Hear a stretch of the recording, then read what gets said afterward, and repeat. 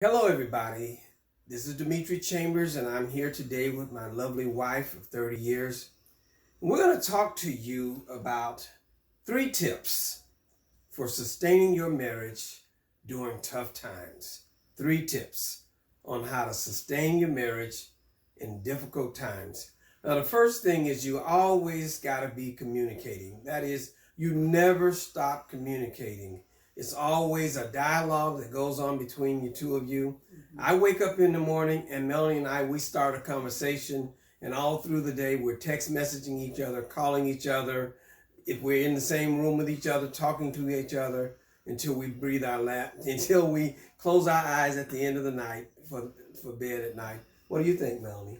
Yes, and communication is multidimensional, meaning that it includes nonverbal clues like your body language and smiling.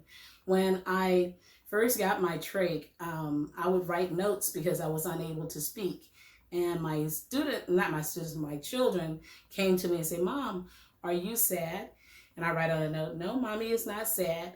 And they look at me and say, "But you're not smiling," because I had just a straight face and I wasn't thinking about, I was communicating to my children and my husband. And so I had to work on my nonverbal clues as well. So always be communicating, and it's not just the words that come out of your mouth, but it's all the nonverbal communication that counts. Now, the second thing is that you never hit below the belt. So you're having a conversation, and maybe the issue is the husband's supposed to wash the car, and he hasn't washed the car in several days, maybe a week. So you tell him that's why you're bald-headed, because you don't wash my car like you should. Never hit below the belt. What's your thoughts, Mel? Never hit below the belt, and that's why you sign your husband up for a car wash. That's right. Free. They do it while he's sitting in the car.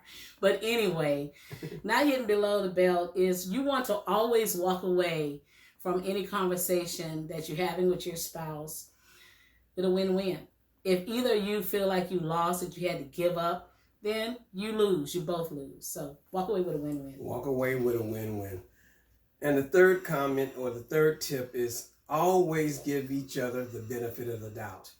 When you're communicating with each other, or whenever you're dealing with each other, even thinking about each other, always assume that the other party has got your best interest in mind. Never assume that they're out to get you, they're out to hurt you, or they don't have the best interest in mind. What's your thoughts? I call it acts of love. So anytime my husband, you communicate with me, I deem it as, oh, these are acts of love. And I try to have in the back of my mind, give him the benefit of the doubt. He may not have said it correctly, but give him the benefit of the doubt because he loves you. And I love him. And so I want him to do the same for me. And so that's how we have been able to maintain our marriage through the ups and downs and through the crisis, all the challenges, all the health issues.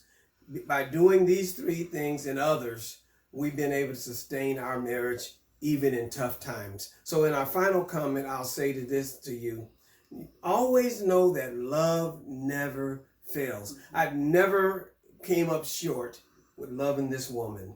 Nothing has ever hurt me from loving her. Understand that love will carry you through whatever difficult situation that you're in. Love never fails.